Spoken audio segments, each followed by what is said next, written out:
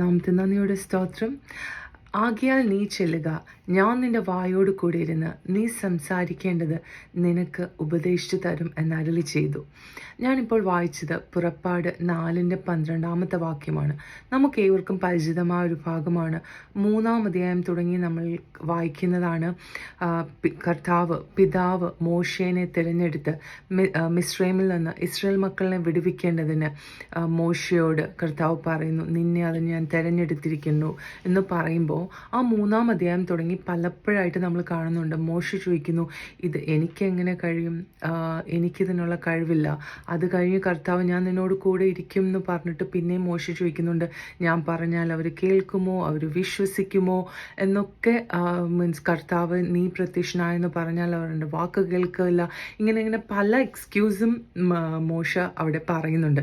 എന്നാൽ അത് കഴിഞ്ഞ് കർത്താവിൻ്റെ അടയാളങ്ങളും എല്ലാം പറഞ്ഞു കൊടുത്തതിന് ശേഷവും 4-ാം അധ്യായത്തിൻ്റെ 10-ാം വാക്യത്തിൽ നമ്മൾ വായിക്കുന്നത്, യഹോവയായ കർത്താവെ, മുമ്പേ തന്നെയും നീ ഇപ്പം എന്നോ സംസാരിച്ച് കഴിഞ്ഞിട്ടും ഞാൻ വാക്സാമർത്ഥ്യമുള്ളവനല്ല, എനിക്ക് വിക്കനാണ്, തടിച്ച നാവാണെന്നൊക്കെ മോശ പറയുമ്പോൾ കർത്താവ് പറയുന്നതാണ്, ഞാൻ നിൻ്റെ നാവോട് കൂടിയിരിക്കും, ഞാൻ നിന്നോട് കൂടിയിരുന്ന് പറഞ്ഞു തരും നീ എന്താ പറയേണ്ടതെന്ന്.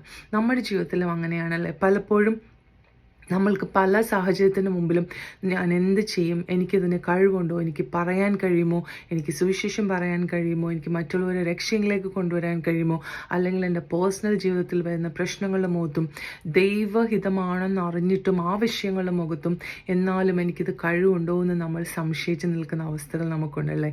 എന്നാൽ പരിശുദ്ധാത്മാവ് പറയുന്നു, മോശയോട് പറഞ്ഞ അതേ വാചകം തന്നെ, ഞാൻ നിന്നോട് കൂടെ ഇരുന്ന് നിനക്ക് ബുദ്ധി ഉപദേശിച്ചു തരുന്ന ദൈവമാണ്. ഹല്ലേലൂയ.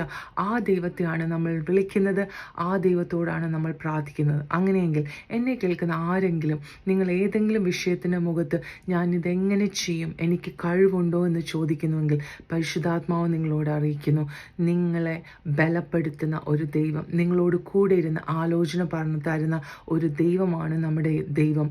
നമുക്ക് വചനത്തിൽ നിന്നറിയാം, ദൈവം അനുകൂലമെങ്കിൽ നമുക്ക് പ്രതികൂലമാർ. ദൈവം നമ്മുടെ കൂടെ ഉണ്ടെങ്കിൽ, ദൈവം നമുക്ക് അനുകൂലമാണ്, മറ്റൊന്നും നമുക്ക് പ്രതികൂലമായി നിൽക്കുകയില്ല. അങ്ങനെയാണെങ്കിൽ ആ ദൈവത്തെ ഉറച്ചു വിശ്വസിക്കുക. കർത്താവ് നോക്കുന്നത് നമുക്ക് മനസ്സുണ്ടോ എന്ന് മാത്രമാണ്. കർത്താവ് നമ്മളെ ഏൽപ്പിക്കുന്നത് ചെയ്യുവാൻ, കർത്താവിൻ്റെ കൃപയിൽ നിൽക്കുവാൻ നമുക്ക് മനസ്സുണ്ടോ. നമുക്ക് മനസ്സുണ്ടെന്ന് പറഞ്ഞു കഴിഞ്ഞാൽ, ആ വില്ലിങ്നെസ് നമ്മൾ കാണിച്ചു കഴിഞ്ഞാൽ കർത്താവ് നമ്മളെ അതിനു വേണ്ടി എക്യുപ്പ് ചെയ്യും, ദൈവം നമ്മളെ ബലപ്പെടുത്തും. ആകയാൽ ദൈവം നമ്മളെല്ലാവരെയും അനുഗ്രഹിക്കട്ടെ. Trust God. God bless you.